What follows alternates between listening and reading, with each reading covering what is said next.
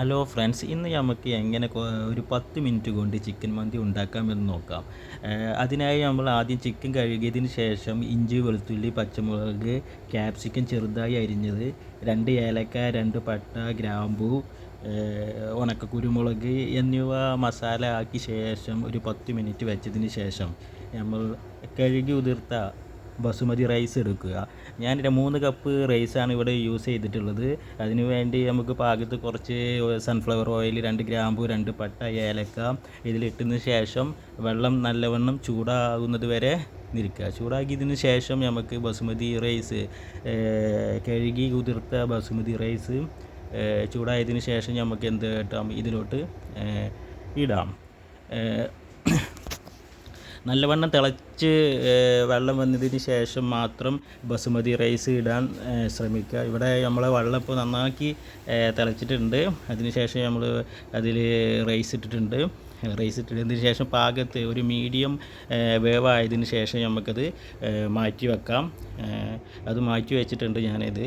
ഇനി അതിന് ശേഷം നമുക്ക് എന്ത് കാട്ടാം, ഈ ചിക്കൻ വെച്ചതിന് ശേഷം അതിൻ്റെ മേലെ ഈ റൈസ് ഇട്ട് നല്ല രീതിയിൽ റൈസൊക്കെ ഇട്ടിട്ട് ദം ചെയ്യാം, വെക്കുക. അതിന് കളർ വേണമെന്നില്ല ആളുകൾക്ക് കുറച്ച് കളർ യൂസ് ചെയ്യാം. ഞാൻ ഇവിടെ കുറച്ച് മഞ്ഞൾ യൂസ് ചെയ്തിട്ടുണ്ട്. ബാക്കിയുള്ളത് ഏലക്ക, പട്ടു, ഗ്രാമ്പു ഒക്കെ മുകളിൽ കുറച്ച് ഉണക്കി വെച്ചതിന് ശേഷം നമ്മളൊന്ന് വെയിറ്റ് ചെയ്ത് നിൽക്കാം. വെയിറ്റ് ചെയ്ത് ആദ്യത്തെ വിസിലടിക്കുന്നത് വരെ ഒന്ന് വെയിറ്റ് ചെയ്ത് നോക്കാം. അപ്പോൾ നമ്മളെ വിസിലിപ്പോൾ ഏകദേശം വന്നിട്ടുണ്ട്. അങ്ങനെ നമ്മൾ വിസിലടിച്ചതിന് ശേഷം എന്ത് കാട്ടുക, ഈ സാധനം ഒന്ന് മാറ്റി വെക്കാം. നമുക്കൊന്ന് തുറന്ന് നോക്കാം. നമ്മൾ വിസിലടിച്ചിട്ടുണ്ട്. ഒറ്റ വിസിൽ മാത്രം മതി. നല്ല ചിക്കൻ മന്തി റൈസ് ആയിട്ടുണ്ട്.